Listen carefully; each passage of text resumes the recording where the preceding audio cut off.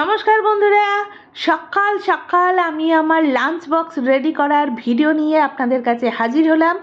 দেখুন আজকে লাঞ্চ বক্সে কি কি নিচ্ছি।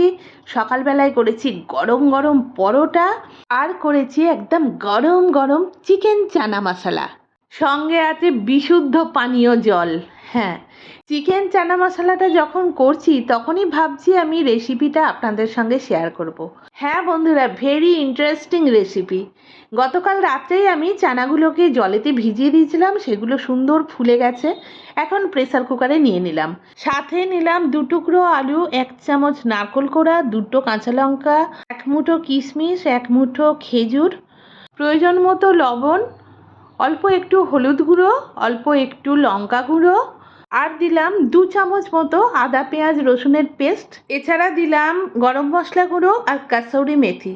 তারপর আমার হাতের তৈরি সস ওর মধ্যে মিশিয়ে দিলাম। এরপর রেসিপিতে টুইস্ট, 2 টুকরো চিকেনের পিস ওর মধ্যে দিয়ে দিলাম 3 কাপ জল। গ্যাস জ্বেলে নিলাম, প্রেসার কুকার বসিয়ে 4খানা সিটি দিয়ে গ্যাসে সুইচ অফ। হ্যাঁ বন্ধুরা, খেয়াল করলেন কি, রান্নাটা করার জন্য কিন্তু আমি কোনো তেল ইউজ করলাম না, 0 অয়েল কুকিং প্রসেসে তৈরি করে ফেললাম অসাধারণ টেস্টি এক ডিশ, যার নাম চিকেন চানা মশলা। হ্যাঁ বন্ধুরা, দেখুন দেখতে কত সুন্দর হয়েছে। ঠিক আছে, গরম গরম চিকেন চানা মশলা আমি অন্য একটা বোলের মধ্যে ট্রান্সফার করে নিচ্ছি। এটাই আজকে আমাদের ব্রেকফাস্টের তরকারি, আমার লাঞ্চের তরকারি, আর আমাদের রাত্রেবেলায় রুটি খাবার তরকারি। তবে হ্যাঁ, এখন আমি আমার লাঞ্চ বক্স রেডি করছি।